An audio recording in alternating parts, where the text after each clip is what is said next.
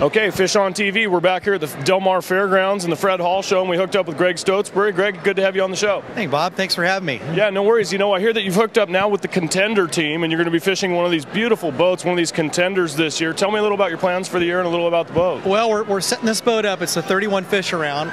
We're setting this boat up to use it, obviously, for West Coast fishing. We're going to have a double station upstairs, all set up with the seating and everything so we can easily hold the binoculars, have a full array of electronics up top, outriggers, rod holders, the whole deal. But the cool thing about this boat is it's not only a boat that's real fast and real seaworthy, but it's also got some living space on it. So we've got a little V-berth down below, we've got a microwave, stand-up head, a little sink area. So you got the living room. If you want to go to Clemente for a couple of days, you can do it on this boat. And at 31 feet and a 30-knot cruise at 2.4 gallons per hour or per mile there, it's really an efficient rig. Yeah, we were talking to Barry about, like, you get on feeders or something with something like this. I mean, you're there right now. Oh, this thing's going to be great for running feeders. We're going to do some kite fishing out of it. We're also setting the boat up. We're going to have 20 rod holders all the way around the gunnels on it. So the boat's going to be set up not just to kite fish, but also to drift, because we're going to do some daytime sword fishing out of it. Boat's going to have 5 batteries in it with a great big inverter. So we can, we'll have some 110 power if we need it, but we're going to do a lot of the nighttime stuff, trying to kind of explore the whole swordfish thing. We've been doing a lot of that back east and spent a lot of time on Contenders back in Florida, and I want to kind of transfer some of that out here and see if we can't get a little excitement going with some bigger fish. Right, and I was going to touch on that because you had mentioned your trips to Florida and the nighttime sword fishing. They do use these type of boats, very fast, walk-around boats, lots of rod holders, and all those techniques you're going to bring back to California and kind of sample them out here? Exactly. Working with AFCO, I've spent the last 25 years going coast to coast selling, our big game tackle. And we go back there for the Miami Boat Show and have made a lot of contacts back there. And one of my good friends that lives in Pompano Beach has caught over 300 rod and reel swordfish. Wow. We've caught, I think about a dozen fish, 20 fish now with him.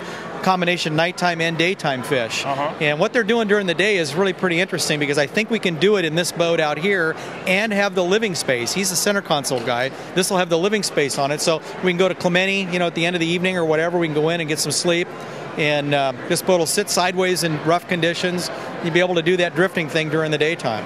Now, and you don't have to give away all the tricks, but aren't they doing a lot of deep dropping, doing some stuff, deep water stuff during the daytime, which typically out here, most people in the past were baiting swordfish. They'd see finning on the surface. Your hookup ratio wasn't very good. Are you guys going to do some of the deep water stuff? We are. That's specifically what we're going to do, Bob, because the big deal is, you're fishing down 1,500 to 2,000 feet, down there way below the thermocline, down near the bottom, where the swordfish are mostly feeding during the day. Those fish you see on the surface is just a very small percentage of what's there, and hopefully with a Contender boat here we can set this thing up so we can drift during the day with a couple of lines down deep, heavy sinkers, braided line, fishing down anywhere from 12 to 1,900 feet deep, and find that big fish down there where it's feeding. But this boat's perfect for it because you can put it sideways in a rough sea and still drift and still keep your lines down, without the whole boat rolling over. So it's going to be great for that. Right, so the design of the boat is based around that. A lot of the design of the boat, I was looking at the bottom of the boat and the way they've got those, I don't know what you would call that, the back tunnel on it that flattens out to keep it from rocking side to side, which is, I mean, if you're going to spend